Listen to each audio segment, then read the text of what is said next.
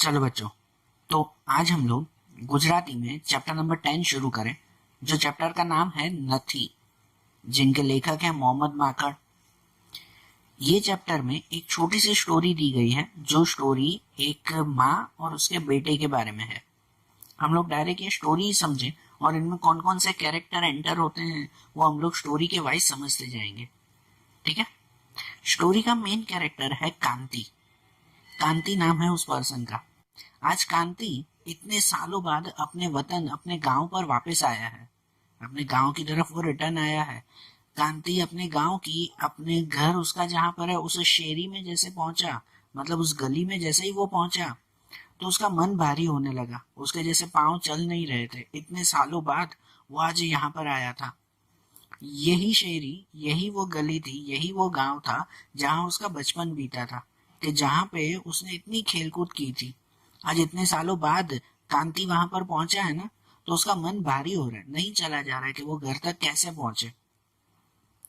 वो उस शेरी में धीरे धीरे चल रहा था, तो पास में ही एक लड़का जो है वो खेलते खेलते वहां पर पहुंचा। उस लड़के को देखकर मन ही मन सोच रहा था कि यार ये लड़का हमारी सोसाइटी में, मतलब हमारे इस गांव की गली में से किसका होगा।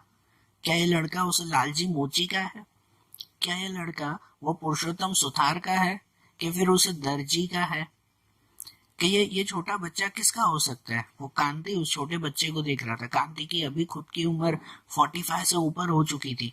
वो उस बच्चे को देख रहा था। वो मन ही मन सोच रहा था कि नहीं, इतने साल हो चुके हैं, क्या पता गांव में कोई नया रहने आया हो, ये उसका भी बच्चा हो सकता है।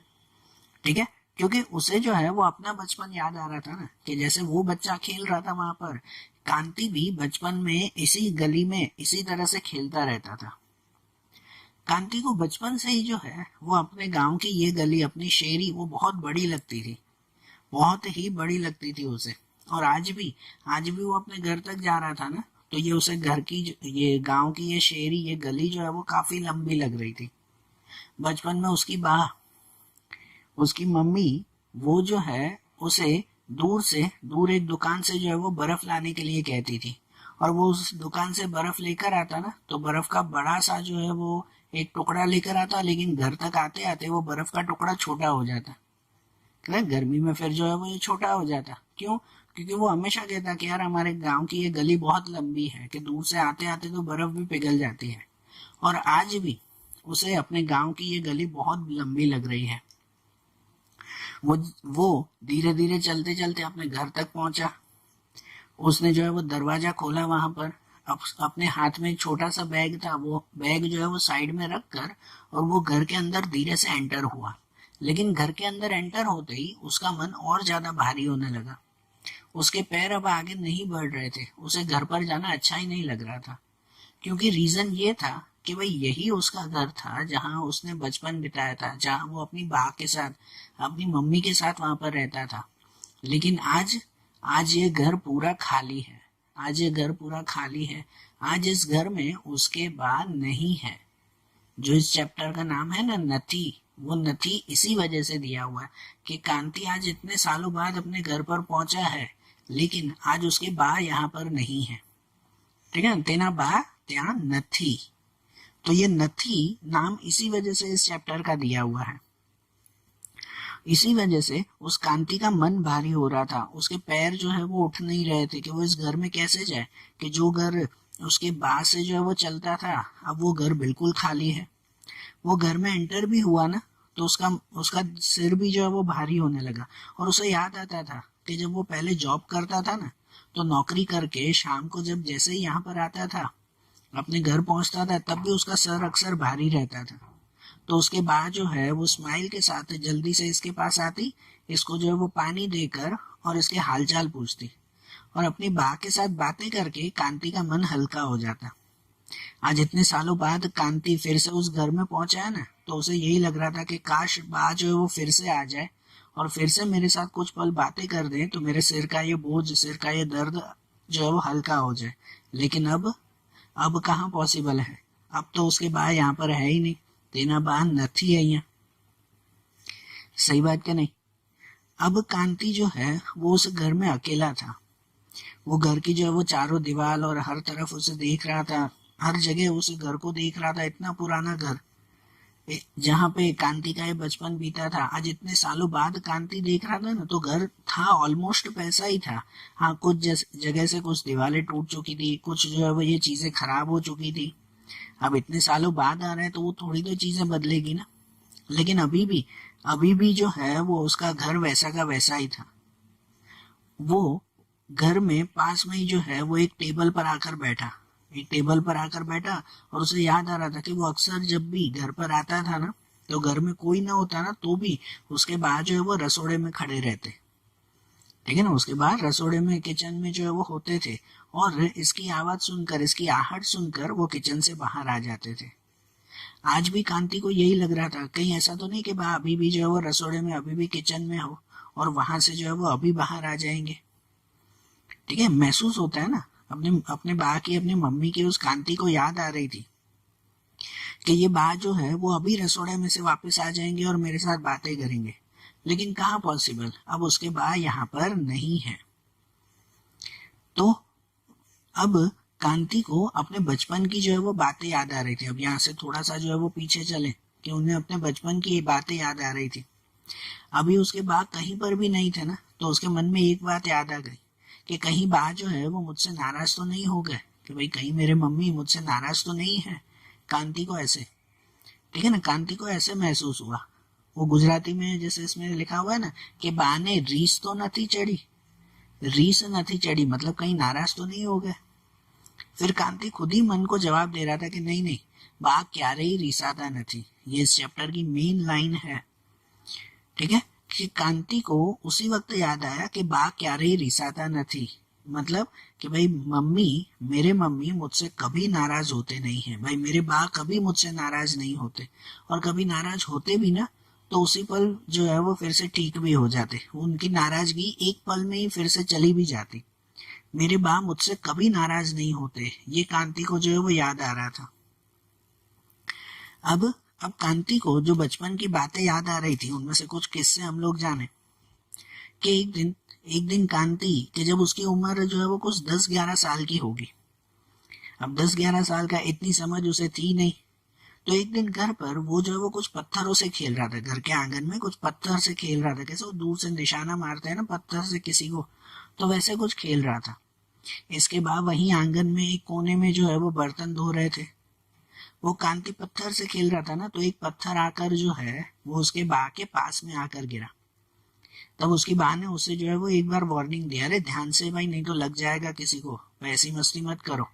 अब उसकी बात तो इतना कुछ बोले, इतने में ही कांति ने तो दूसरा पत्थर भी फेंक दिया था, और वो पत्थर सीधा आकर जो है वो उसकी बा के ही आंख के पास में लग गया। कांति ने दूसरा पत्थर जो फेंका वो उसी के ही बा के आंख के पास में आकर लगा, और उसकी बा ने जो है वो जोर से चिल्ला दिया। कैसे कुछ चोट लगती है तो जोर से जो चिल्ला देते हैं, वैसे जो है वो उसकी मुंह से चीख निकल गई, बा के मुंह से वो चीख निकल गई।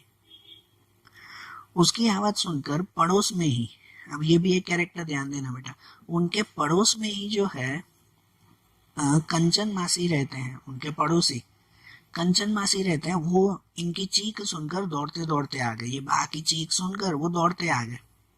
उन्होंने आते ही पूछा कि अरे भाई क्या हुआ, कहीं आंख वाँख तो नहीं फूट गई। कैसे पड़ोसी जो है वो उसी वक्त पहुंच गए ये आवाज सुन के।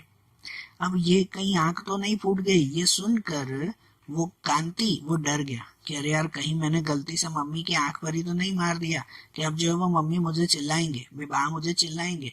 तो इसी वजह से उसी वक्त वो घर के बाहर दौड़ गया और दूसरे किसी के घर में, गांव के दूसरे किसी के घर के कोने में जाकर छुप गया वो चुपचाप। अब वो कांति जो है वो घर के बाहर कहीं जाकर छुप गया। और यहाँ पर जो है वो, यहाँ पे उसके बा ये पार्वती बहन और उसके पड़ोसी ये कंचन मासी, वो दोनों जो है वो बातें कर रहे थे। वे बाद में पता चला कि पार्वती बहन को आंख पे नहीं लगा था, आंख के साइड में थोड़ा सा जो है वो पत्थर लग गया था। वो तो ठीक हो गए, लेकिन वो कांति तो डर गया था ना, कि वो तो बाहर जाके छुप गया और आया ही नहीं। सुबह से शाम हो गई, वो आया ही नहीं। और उनके चक्कर में जो है वो पार्वती बहन ने सुबह से शाम तक खाना नहीं खाया था। अब एक बा को तो लगेगा ही ना कि भले उसके बेटे ने उसे ही पत्थर मारा, लेकिन उस बा को तो यही लगेगा ना कि मेरा बेटा पता नहीं कहाँ चला गया, कि कहीं खो तो नहीं गया। तो बा ने, वो पार्वती बहन ने अपने बड़े बेटे हिम्मत को ये कहा कि जाओ जल्दी से और कांति को ढूंढ के लाओ। तो यहाँ पे भी एक दूसरा कैरेक्टर ऐड हुआ ना, कि पार्वती बहन के दो बेटे हुए, एक ये कांति जिसकी ये स्टोरी चल रही है, और कांति का बड़ा भाई हिम्मत, ये दोनों। तो पार्वती बहन ने, मतलब के बा ने उस हिम्मत को कहा कि तुम जाओ और जाकर जो है वो कांति को ढूंढो फटाफट, जब तक वो नहीं आएगा तब तक मैं खाना नहीं खाऊंगी। उस हिम्मत ने समझाया, उस बड़े बेटे ने अपनी बा को समझाया कि अरे आ जाएगा खुद ही, कहाँ जाएगा, इस गांव के बाहर थोड़ी जाएगा, आ जाएगा फटाफट जो है वो खुद ब खुद। लेकिन पार्वती बहन नहीं माने कि नहीं, जाओ जाकर जो है वो पहले उसे ढूंढो और उसे लेकर आओ मेरे पास। हिम्मत जो है वो पूरा गांव ढूंढता रहा, काफी देर तक ढूंढता रहा, नहीं मिला। फिर जो है वो मिला कि किसी के घर पर वो एक कोने में छुपा हुआ था, वो कांति मिला उसे, और कांति को वो घर पर लेकर आया। तब बा ने कांति को चिल्लाया नहीं कि भाई तुम कहाँ छुप गए, क्यों चले गए थे, या मुझे पत्थर क्यों मारा, इस कोई बात पे चिल्लाया नहीं, लेकिन उसे प्यार से अपने पास में बिठाकर सबसे पहले खाना खिलाया कि तुम सुबह से भूखे हो, पहले कुछ खा लो। ये एक माँ की फीलिंग होती है ना, कि भले ही उसके बेटे ने उसे जो है वो मजाक में या कैसे भी पत्थर भी मार दिया, लेकिन फिर भी बा ने उसे कुछ भी नहीं कहा, और जो है वो पहले उसे खाना खिलाया। तो इसी वजह से कांति के मन में ये बात बैठ गई थी कि मेरे बा कभी मुझसे नाराज होते नहीं है, बा क्यारेय रिसाता नहीं, भाई मेरे बा वो कभी मुझसे नाराज नहीं होंगे, ये उनके मन में बात बैठ गई थी।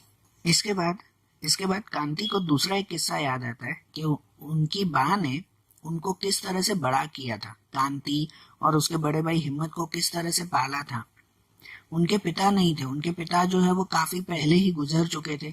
इसी वजह से उनके बाप पार्वती बहन ने ही कांति और हिम्मत दोनों को पाला पोसा था। कांति को याद आ रहा था कि जब वो दोनों छोटे थे ना, तो गांव के दर्जी के पास से एक ही कपड़े में से दो चड्डियां बनवाते थे ना, घर में पहनने के लिए एक ही कपड़े में से दो चड्डियां बनवाते। अब कांति और हिम्मत, ये जो दो भाई थे, इन दोनों भाइयों की उम्र में ज्यादा फर्क नहीं था, इसी वजह से दोनों के लिए ना एक ही माप की चड्डी बनवा देते, बराबर एक ही माप की। और उनसे प्रॉब्लम क्या होती पता है, कि भाई एक को जो है वो चड्डी हमेशा थोड़ी बड़ी पड़ती और एक को हमेशा थोड़ी छोटी पड़ती, दोनों को ही जो है वो पूरी नहीं आती थी। तब उस वक्त बा जो है वो दोनों को कहते कि भाई इसमें जो है वो तुम्हारी ही गलती है, कि इसमें उस दर्जी की गलती नहीं है, तुम जल्दी जल्दी बड़े होते जा रहे हो तो क्या करे। बा उसे ये कहती। उस वक्त कांति को मन ही मन ये होता कि वो एक बार बा को बोल दे कि इसमें भाई हमारी क्या गलती, इसमें तो भाई आपकी गलती है कि आप जो है वो पूरे पैसे नहीं दे रहे हो, पूरा कपड़ा नहीं खरीद रहे हो, थोड़े से कपड़ों में चड्डी सिलवाओगे तो वो चड्डियां छोटी ही बनेगी ना। कांति के मन में ये बात आती कि वो अपनी बा को, अपनी मम्मी को बोल दे ऐसा कि भाई पूरे पैसे आप खर्च नहीं करते हो तो फिर चड्डियां ऐसे ही बनेगी ना, लेकिन वो कभी बोलता नहीं, क्योंकि कांति को भी पता था कि इससे उसकी मम्मी को बुरा लगेगा कि भाई घर में पिताजी है नहीं, सब खर्चा सब कामकाज जो है वो उसके मम्मी ही संभालते थे। तो भाई मम्मी को सामने से ऐसे बोल देना कि भाई ये तो तुम्हारी गलती है, तुम्हारी वजह से हमारे कपड़े ऐसे बन रहे हैं, तो ये गलत बात है। वो खुद सहन कर लेता, लेकिन अपनी बा को इस बारे में कुछ भी नहीं बोलता। ठीक है, उनकी बा ने, पार्वती बहन ने, ये कांति और हिम्मत दोनों को बहुत ही लाड़ प्यार से, या समझो बहुत ही अच्छी तरह से संभाला था, दोनों को अच्छी तरह से संभाला। लेकिन सिर्फ लाड़ ही नहीं, कभी कभार जो है वो ये डांटना भी तो पड़ता है ना, कभी बच्चे मस्ती करे तो डांटना भी पड़ता है, और वो दोनों को डांटते भी। पार्वती बहन कांति और हिम्मत दोनों को डांटते। और जब वो छोटे थे ना, दोनों की उम्र में ज्यादा फर्क नहीं था। हिम्मत भले ही बड़ा था और कांति छोटा भाई था, लेकिन दोनों की एज में ज्यादा फर्क नहीं था, कुछ 1-2 साल का फर्क होगा। तो इसकी वजह से जब वो दोनों को डांटते ना, जब वो छोटे थे तो दोनों को साथ में डांटते थे, लेकिन अब वो थोड़े से बड़े हो गए तो आसपास वाले, आस पड़ोस वाले, जैसे कि वो कंचन मासी थे, वो कंचन मासी ये पार्वती बहन को, ये बा को आकर ये कहते कि अरे यार तुम छोटे को डांटती हो तो चलो ठीक है, लेकिन जो है वो बड़े को मत डांटो, वो बड़ा हो चुका है। कोई बड़े होते हैं तो भाई उन्हें ऐसे डांटना मारना नहीं चाहिए। हम लोग भी कहते हैं ना कि यार घर में जो है वो अब तुम बड़े हो चुके हो, अब तुम्हें डांटना इतना अच्छा नहीं लगता, भाई तुम्हें मारना अच्छा नहीं लगता। तो वो कंचन मासी पार्वती बा को आकर यही कहते कि यार तुम भले छोटे को डांटती हो, लेकिन बड़े को अब जो है वो मत डांटो। लेकिन बा के लिए थोड़ी फर्क था, उनके लिए तो दोनों एक जैसे थे ना। लेकिन फिर भी जो है वो कंचन मासी के कहने पर अब उन्होंने क्या किया कि अब वो दोनों को अलग अलग डांटते थे। पहले दोनों को एक साथ खड़े करके डांटते, अब दोनों को अलग अलग। पहले जो है वो बड़े भाई हिम्मत को अलग से डांटते कि जब जो है वो उसका छोटा भाई ये कांति न देखे, और जब जब जो है वो कांति को डांटते तो उसका बड़ा भाई हिम्मत न देखे ऐसा। तो दोनों को अलग अलग डांटते, लेकिन जरूर पड़े तो डांटते जरूर। लेकिन इस भेदभाव की वजह से कांति के मन में एक गलत बात बैठ गई। ठीक है ना, कांति के मन में एक गलत बात बैठ गई। उसे ये लगा कि भाई बा है ना, बड़े भाई हिम्मत को ज्यादा लाड करती है और मुझे ज्यादा डांटती है। वो छोटे भाई के मन में ये बात बैठ गई ना, कांति के मन में, कि बातों से बड़े भाई को ही जो है वो ज्यादा लाड प्यार करती है और मुझे हमेशा डांटती रहती है। अब ये बात जो उसके मन में बैठ गई सो बैठ गई, अब क्या किया जाए। ठीक है, लेकिन फिर भी पार्वती बा ने जो है वो बहुत ही अच्छी तरह से दोनों को संभाला था। अब इस बात को काफी साल बीत गए, अब वो दोनों बड़े हो चुके, दोनों की शादी हो गई, हिम्मत की भी शादी हो गई और जो है वो कांति की भी। हम लोग कांति की बात अगर कर रहे हैं तो कांति की शादी रमा नाम की कोई लड़की के साथ हुई। किसके साथ? रमा नाम की लड़की के साथ। अब जब जब उसकी शादी हुई ना, तब उसके बाद जो है वो ये कांति की जॉब कहाँ पर? अहमदाबाद में लगी। अहमदाबाद की एक फैक्ट्री में उसकी जॉब लगी। जब उसकी फैक्ट्री में जॉब लगी तो कांति जो है वो वहां अपनी पत्नी के साथ अहमदाबाद चला गया, और बा बड़े भाई और उसकी पत्नी के साथ, उनके बच्चों के साथ यहाँ गांव में रहती थी। ठीक है ना, ये छोटा भाई कांति अहमदाबाद चला गया अपनी पत्नी रमा के साथ, और बाकी सब इसके बा और बड़ा भाई हिम्मत वो गांव में ही रहते थे। अब जब वो वहां मिल में, फैक्ट्री में नौकरी करता ना अहमदाबाद में, तो हर महीने अपनी बा को पैसे भेजता था, खर्च के पैसे। ये तो उसका फर्ज है ना। अब जो है वो कमा रहा है तो अपनी माँ के लिए तो वो खर्चा देगा ही, ये तो उसका फर्ज था। लेकिन शायद एक आध साल ही उसने पैसे भेजे होंगे। ठीक है ना, एक आध साल उसने पैसे भेजे होंगे और उसके बाद उसकी नौकरी कुछ छूट गई, फैक्ट्री में कुछ प्रॉब्लम आ गई और उसकी नौकरी चली गई। और इस नौकरी के जाने की वजह से जैसे उसका गांव के साथ भी थोड़ा थोड़ा रिश्ता टूटता गया। अब नौकरी चली गई तो उसने जो है वो गांव में अपने पैसे भेजने भी बंद कर दिए। अपनी मम्मी को जो वो खर्च भेजता था, पार्वती बा को, वो खर्च भेजना भी उसने बंद कर दिया। और इसके बीच में उसकी पत्नी रमा ने जैसे इस कांति को पूरा अपनी तरफ घुमा दिया। अब यहाँ पर रमा की बहुत बड़ी गलती थी कि उसने इस कांति को जो है वो अपनी बा से अलग कर दिया। कैसे बोलते हैं, कहते हैं ना भाई, कान भर के बैला बुझला के उस रमा ने पूरा कांति को अपनी तरफ कर दिया। क्योंकि रमा जो थी ना, उसकी सोच ही कुछ अलग थी, उसका हिसाब किताब ही कुछ अलग था। रमा कांति को क्या कहती पता है? कि भाई जो है वो तुमने पूरा साल अपनी बा को ये पैसे भेजे हैं ना, इसी वजह से गांव में तुम्हारी बा ने अच्छी खासी मिलकत जमा कर ली है, अच्छे खासे पैसे जमा कर लिए हैं। तो कांति पहले उसे कहता भी कि अरे यार, मैं कितना पैसे भेजता था महीने के, थोड़े ही तो मैं भेजता था, कि मेरे पैसों से कहाँ से जो है वो बा ने इतने सारे पैसे जमा कर लिए। तब रमा उसे कहती, होते ना कि भाई अपनी ही मम्मी की तरफ जो है वो ये भड़काती थी। रमा कांति को उसकी ही मम्मी के खिलाफ भड़काती थी। तो रमा कांति को कहती कि देखो, तुम जो पैसे भेजते थे ना, कि उससे जो है वो उसका घर का खर्चा चलता था, और बाकी उसकी बा, भाई वो तुम्हारी बा, वो खुद भी तो कमाती थी कि घर पे सिलाई का काम करके, भरत का काम करके, कुछ जो है वो दूसरी चीजें, वो वड़ी पापड़ ये सब चीजें बनाकर, भाई अच्छी खासी कमाई तुम्हारी मम्मी की होती। तुम्हारे पैसों से वो घर खर्चे चलाती और अपने पैसे जमा करती जाती, तो जिसकी वजह से तो आज उसके पास इतने सारे पैसे जमा हो गए ना। और तुम्हारा बड़ा भाई क्या करता है? ये रमा, कांति की पत्नी, वो कांति को कह रही थी कि तुम्हारा बड़ा भाई क्या करता है? वो तो पूरा दिन बैठकर खाता ही है ना। ठीक है, तो ऐसे धीरे धीरे इस तरह की बातें भरते भरते भरते कांति का मन रमा ने खराब कर दिया। कांति के मन में आखिरकार ये बातें विश्वास के साथ बैठ गई कि नहीं, रमा सच बोल रही है, कि भाई बा ने और बड़े भाई ने जो है वो खुद बहुत सारे पैसे जमा कर लिए हैं और हमारे पैसों से वो अपना खर्च चला रहे हैं। ठीक है ना, क्योंकि कांति के मन में बचपन से एक बात तो थी कि भाई बा जो है वो बड़े भाई को ज्यादा प्यार करती है, मुझे कम। भाई मुझे डांटती रहती है, बड़े भाई को लाड़ प्यार करती रहती है। जो वो बचपन से कांति के मन में ये बात थी ना, वो बात बड़े होकर कुछ अलग ढंग से उसके मन में बैठ गई, कुछ अलग ही ढंग से उसके मन में बैठी। अब ये रमा की बातें वो कांति को सच लगने लगी। इसी वजह से एक बार जब कांति अपने गांव गया ना अपनी बा से मिलने के लिए, तब उसने बा से अपनी ही मम्मी से ये गुस्से में कह दिया कि देखो, अगर भाई बड़ा भाई तुम्हारे साथ रह रहा है ना, तो मैं तुम्हें एक पैसा भी हाथ से नहीं भेजूंगा। कि मैं तुम्हें पैसा भेजता हूँ और बड़ा भाई बैठे बैठे खा रहा है, ऐसे थोड़ी चलेगा।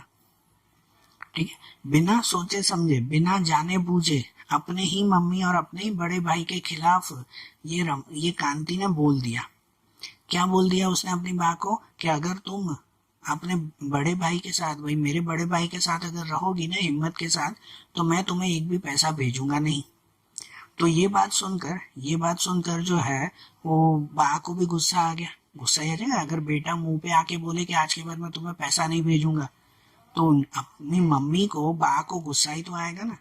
उसने तो सीधा ही कह दिया कि क्या बोल रहे हो, तुम्हें कुछ समझ में आ रहा है। पार्वती बा ने कांति को सीधा बोल दिया कि तुम क्या बोल रहे हो, तुम्हें कुछ समझ में आ रहा है कि भाई वो मेरे साथ नहीं रह रहा है, मैं उसके साथ रह रही हूँ, वो मुझे पाल रहा है, वो मुझे संभाल रहा है। कि तुम जो है वो बिना सोचे समझे बोल रहे हो, ये तुम्हें समझ आ रही है? और तुम क्या पैसों का जोर दिखा रहे हो? उस पार्वती बा ने कांति को और गुस्से में कहा कि तुम क्या पैसों का जोर दिखा रहे हो, कि अगर तुम्हें पैसे नहीं भेजने हैं तो मत भेजना, आज के बाद बिल्कुल पैसे मत भेजना, तुम्हारे पैसे मेरे लिए हराम है, मत भेजना आज के बाद पैसे। ये गुस्से में बोलकर पार्वती बा ने कांति को अपने घर से ही निकाल दिया जैसे। ठीक है ना।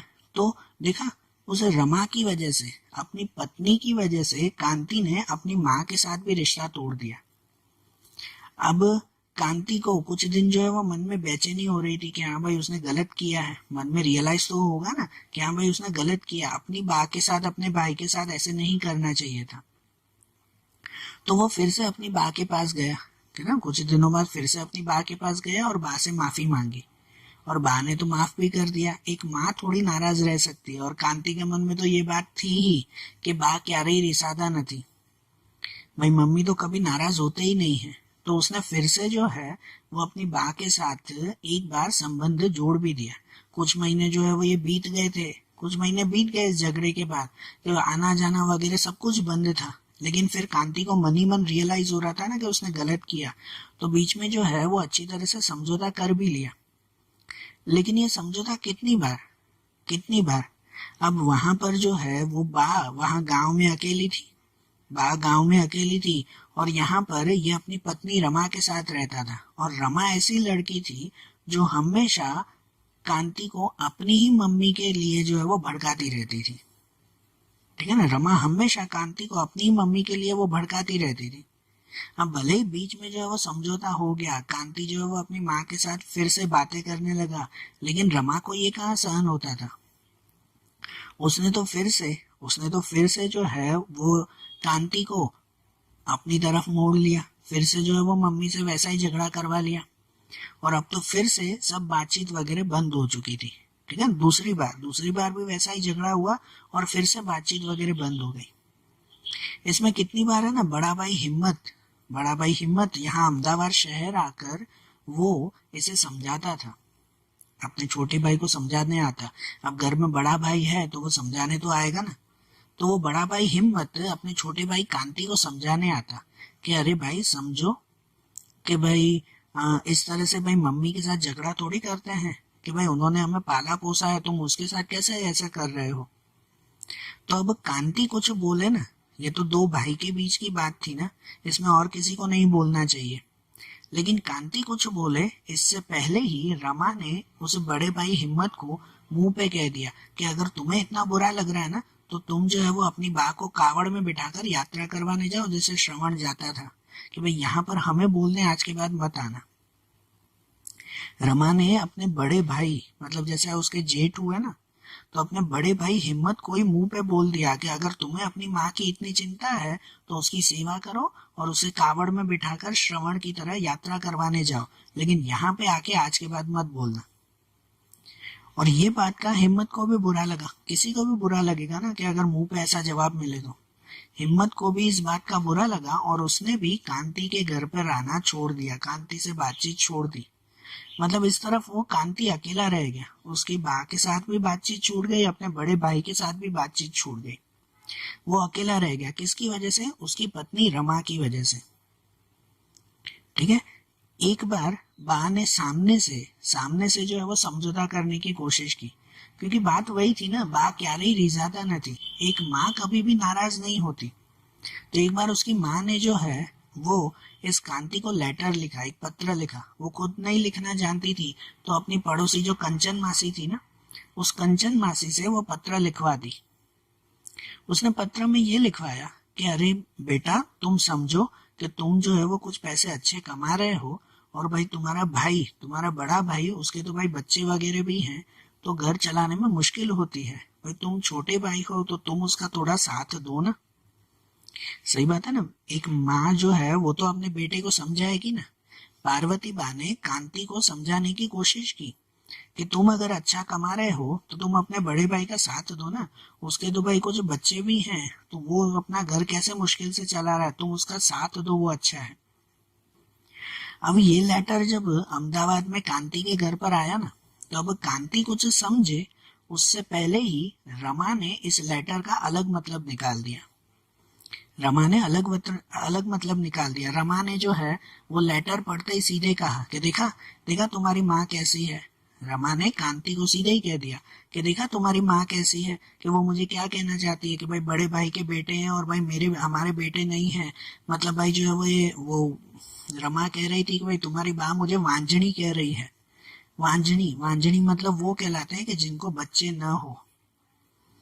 तो वो रमा इसका बिल्कुल गलत मतलब निकाल दिया। रमा सीधा ही कह रही थी कि देखा कि तुम्हारी बात जो है वो हमें ताने मार रही है कि हमारे बच्चे नहीं हो रहे हैं, और भाई तुम्हारे बड़े भाई के जो है वो ये बच्चे हैं, तो इसकी वजह से देखो। तो वो रमा गुस्से में कह रही थी कि अब तो कुछ भी हो जाए ना, मैं तुम्हारे बा को पैसे नहीं भेजूंगी, कि भले जो है वो मुझे दान में देने पड़े, भले मुझे पैसे फेंक देने पड़े, लेकिन कभी भी मैं तुम्हारी बा को पैसे तो नहीं भेजूंगी। एक छोटा सा पत्र जो समझौते के लिए आया था, समझाने के लिए बा ने कांति को भेजा था, लेकिन कांति और उसकी पत्नी रमा ने इसका अलग ही मतलब निकाल दिया। रमा ने इसका अलग मतलब निकाल दिया, और कांति वो अपनी पत्नी के सामने कभी कुछ बोल ही नहीं पाता। तो उसकी पत्नी रमा ने यही बोल दिया ना कि आज के बाद मैं भले दान में दे दूंगी, पैसे फेंक दूंगी, लेकिन तुम्हारी बा को कभी पैसे नहीं भेजूंगी। लेकिन ये नसीब होता है कि अगर आप लोग कभी किसी का बुरा करो ना, तो सामने आपका भी बुरा होना ही है, ये नसीब है। अब यहाँ पे जो है वो एक तरफ जब ये रमा गुस्से में बोल रही थी ना कि भले मैं पैसे दान में दे दूंगी या फेंक दूंगी, वो दान में देना या फेंकने का तो जो है वो समय ही नहीं आया। यहाँ पर रमा की खुद की तबीयत खराब होने लगी, और उसके पूरे पैसे कहाँ खर्च होने लगे? तो हॉस्पिटल में, दवाइयों में। ये नसीब है ना कि अगर उसने अपने बा को ही पैसे नहीं भेजे तो उसके पैसे कहाँ जाएंगे? दान में भी थोड़ी जाएंगे, उसके पैसे तो अब हॉस्पिटल्स में जाने लगे। क्या करें अब फिर, ये तो नसीब है। कुछ दिनों बाद फिर से एक गांव से लेटर आया कांति के पास। गांव से फिर से एक लेटर कांति के पास आया, जिसमें उसकी जो पड़ोसन थी कंचन मासी, उन्होंने ये लेटर लिखा था। जिस लेटर में लिखा था कि भाई तुम्हारे बाप पार्वती बहन वो बहुत बीमार हैं, बेड रिटर्न हो चुके हैं, और भाई तुम्हें यहाँ पर बुला रहे हैं, तो तुम एक बार अपनी बा से मिल के जाओ। ठीक है। अब कैसे उसके बा भी जो है वो बूढ़े तो हो चुके थे ना, तो उन्होंने अपने बेटे कांति को ये लेटर लिखा कि भाई तुम्हारे बा बीमार हैं, कि भाई एक बार सिर्फ मिल के जाओ। जब ये भी लेटर आया तो इस लेटर का भी उसकी पत्नी रमा ने गलत मतलब निकाला।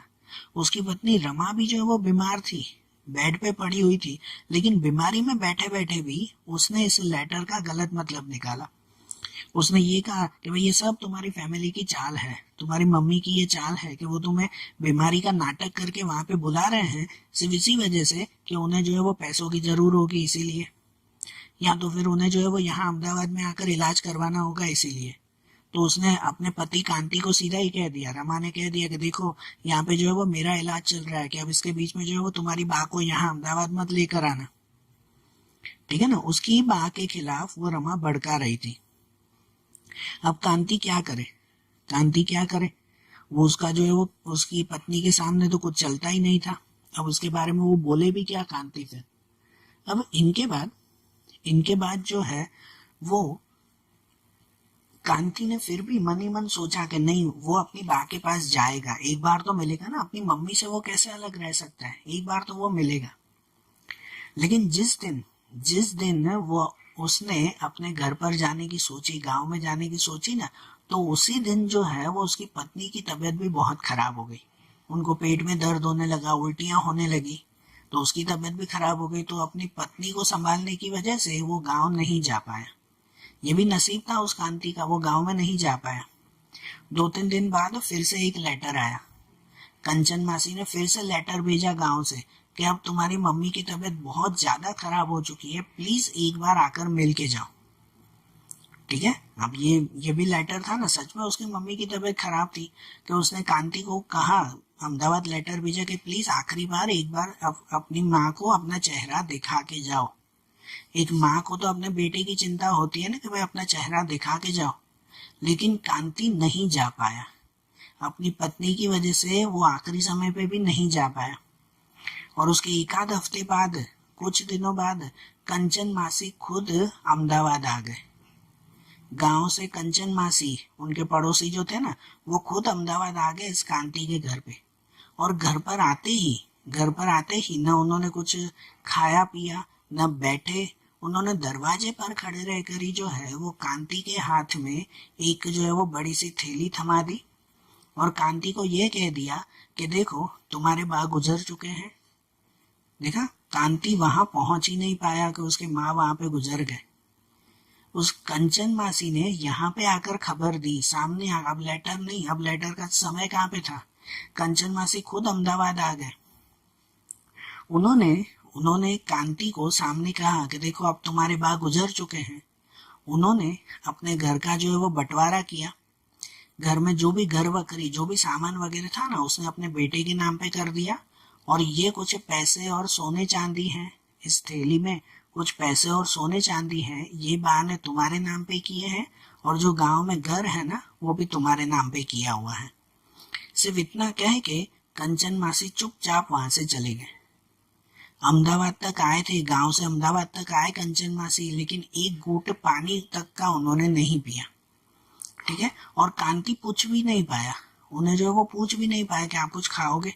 कैसे पूछता, किस मुंह से पूछता। कांति को खुद को शर्म आ रही थी।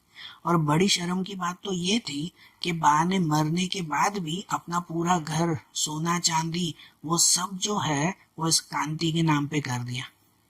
यहाँ पर कांति को फिर से वही बात याद आई कि बा क्यारे रिसाता न थी। मरने के बाद भी जो है वो उन्होंने अपने बेटे के साथ नाराजगी नहीं रखी और सब कुछ जो है वो इसके नाम पे कर दिया। ठीक है ना, अब कांति को बहुत शर्म और आंखों से आंसू भी निकल आए थे। लेकिन इसके बीच में भी रमा ने सीधा ही टोक दिया कि भाई ये देखो, ये जो है वो सोना चांदी देने कंचन मासी को भेज दिया है घर वालों ने। कि उन्हें कुछ समझ है कि बीच में कंचन मासी ने जो है वो कुछ सोना चांदी निकाल दिया हो, तो ऐसे लोगों के साथ कोई भेजता है ऐसी चीजें। रमा तो यहाँ पर भी ऐसी टोन मार रही थी कि कंचन मासी के साथ क्यों भेजा, क्या पता कंचन मासी बीच में ही कुछ पैसे ले जाती तो। अब कांति को भी गुस्सा आ रहा था। उसने जो है वो मन ही मन सोचा कि वो रमा को कुछ बोल दे, उसे कह दे कि कंचन मासी घर के हैं, भले पड़ोसी हैं लेकिन घर जैसा रिश्ता है। कंचन मासी इतने ईमानदार है, वो कभी ऐसा नहीं करेंगे। तो वो क्यों क्यों जो है वो रमा इतना बोल रही है। कांति को मन में बहुत गुस्सा आया, लेकिन वो कुछ बोल नहीं पाया, क्योंकि उस गुस्से के सामने उसका दुख बहुत बड़ा था कि उसके बाप चले गए। वो आखिरी समय में अपनी माँ को देख तक नहीं पाया, वो गांव तक नहीं जा पाया अपनी पत्नी की वजह से। ठीक है, अब तो बात तो चले गए, अब वो कर भी क्या सकते हैं। कांति जो है वो अपनी ही शर्म ही कहो ना, कि उसके बा ने सब पैसे उसके नाम पे कर दिए और फिर भी कांति जो है वो अपने बा के लिए कुछ भी नहीं कर पाया। तो इस शर्म में ही कांति जो है वो ये रहता गया। और यहाँ पे दूसरी तरफ उसकी पत्नी रमा, उसकी भी जो है वो ये तबीयत खराब होती गई। उसकी तबीयत भी खराब होती गई, दिन ब दिन तबीयत खराब होती गई। लिटरली अगर कहो ना तो शायद ये नसीब था कि कांति को जो है वो उस वक्त पैसों की सख्त जरूर थी, पैसों की सख्त जरूर थी, क्योंकि उसकी पत्नी रमा की तबीयत बहुत खराब हो रही थी। और जब उसे पैसों की जरूरत थी ना, शायद उसी वक्त ही उसकी माँ ने कंचन मासी के हाथों ये पैसे भेजे थे। तो मतलब उस कांति को मन ही मन एक ये भी बात जो है वो कहते हैं ना, ये खा रही थी कि उसे जब पैसों की जरूरत थी ना तो और किसी ने नहीं, उसकी माँ ने ही उसे मदद की। भले मर के मदद की है, लेकिन उसकी माँ ने ही उसे मदद की है कि जब उसे कांति को पैसों की सख्त जरूरत थी अपनी पत्नी का इलाज कराने के लिए। कांति को जो पैसे मिले ना उसमें से काफी पैसे उसकी पत्नी के इलाज में ही खर्च हो गए। भले उसे कहाँ चिंता थी, लेकिन उसे इतना इलाज करवाने के बावजूद भी उसकी पत्नी बच नहीं पाई। उसकी पत्नी रमा वो भी बच नहीं पाई और रमा की भी डेथ हो गई। अब रमा की डेथ तो वो तो शायद एक नसीब था, क्योंकि उस रमा ने जितना उसकी बा के साथ जितनी बुराई की थी ना, शायद उसका अंत यही होने वाला था। वो रमा भी बच नहीं पाई और कांति कांति बेचारा बिल्कुल अकेला रह गया। अब न उसके पास बा थी कि जिसके सामने जाकर वो रो सके, अब न उसके पास उसकी पत्नी थी। भले उसे पत्नी को जाने का इतना दुख शायद न भी हो, लेकिन बा के साथ बिना वो अब कैसे रह पाए। और बड़े भाई के साथ तो उसने रिश्ता पहले ही तोड़ दिया था, है ना। बड़े भाई के साथ तो पहले ही रिश्ता उसने खराब कर दिया ना। वो किस मुंह से अपने भाई के पास जाए कि वो अपनी माँ के मरने पर भी नहीं आ पाया, ऐसा मुंह लेकर अपने भाई के पास कैसे जाए। क्या करें, इसको भी अब काफी समय बीत गया। अब अहमदाबाद में अकेला रहने का कोई फायदा नहीं है। इसकी वजह से कांति अब यहाँ गांव में आया था। जो स्टोरी की शुरुआत थी ना, कांति आज जो है वो इतने सालों बाद गांव में आया, अपने घर में आया है। वो इसी वजह से अब अपने घर में आया है कि अब वो अकेला है, कुछ भी नहीं, और उसका घर, उसकी माँ ने ये घर उसके ही नाम पे कर दिया। वो अब घर पर आकर बैठा था। अब फिर से वही इतने सालों बाद की ये कहानी कि वो अपने घर पर आकर बैठा था, वो पूरे घर को देख रहा था। उसे आज भी अपने बा की याद आ रही थी कि उसके बा शायद वहाँ रसोड़े में बैठे होंगे, नहीं शायद वहाँ पे काम कर रहे होंगे। तो अपने बा की याद आ रही थी, लेकिन उसके बा यहाँ पर नहीं थे। वहीं बैठे बैठे इतनी बातों में उन्होंने अपनी पड़ोसी कंचन मासी को भी याद किया कि अक्सर ऐसा होता था कि अहमदाबाद से जब भी ये कांति जो है वो अपने गांव में आता ना, तो सबसे पहले कंचन मासी उसकी खबर वगैरह पूछने के लिए आते। अब कांति कंचन मासी को याद ही कर रहा था कि इतने में सच में कंचन मासी वहां पड़ोस से आ भी गए। अब कंचन मासी भी बूढ़े हो चुके थे, चलने में उनको भी तकलीफ हो रही थी, लेकिन फिर भी वो वहां पर आए और कांति से खबर अंतर पूछी कि अरे कांति, इतने सालों बाद तुम आए हो। लेकिन कांति जो है वो उनसे नजर तक नहीं मिला पाया। कैसे नजर मिला था यार, वो कंचन मासी ने इतने लेटर लिखे उनको, वो नहीं पहुंच पाया। अपनी मम्मी के मरने पर भी वो नहीं पहुंच पाया। कंचन मासी खुद अहमदाबाद आए उन्हें ये सामान देने के लिए, लेकिन उस वक्त कांति जो है वो उनसे एक पानी तक नहीं पूछ पाया।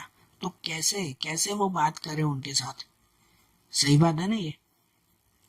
और फिर क्या था, फिर क्या, वहां कांति जो है वो वहीं पर ही घर में बैठे बैठे ही जोर जोर से रोने लगा। अब वो घर में बिल्कुल अकेला था, कुछ भी जो है वो करने लायक उसके लिए नहीं था। बस अपनी बा की याद में वो वहीं रोने लगा। और एक ही बात जो है वो उसे याद आ रही थी कि बा क्या रही रिसाता न थी। भाई माँ कभी भी मुझसे नाराज नहीं होती, तो अब क्यों इतना नाराज हो चुकी है कि जो है अब इतने दूर चले गए हैं। कहते ना, अब तो वो गुजर गए, इतने दूर चले गए, तो अब क्यों इतना नाराज हुए हैं कि काश बा जो है वो ये फिर से मेरे पास आ जाए और मेरे साथ रहे अब। लेकिन अब तो ये पॉसिबल नहीं था, क्योंकि अब घर में बा नहीं है। जो चैप्टर का नाम है ना कि हवे बा नथी, कि अब उनके मां नहीं है। सही बात ना, कि जब वो जिंदा थे तब तो उनकी सेवा, तब तो उनके पास वो रह नहीं पाया। अब मरने के बाद पछतावा करके भी कांति को अब कुछ मिलना नहीं था। बरोबर, ठीक है। तो देखो, आज जैसे हमने ये चैप्टर देखा ना गुजराती का, अब ऐसे ही गुजराती के दूसरे चैप्टर्स हम लोग अगले वीडियोस में देखेंगे। Okay, thank you.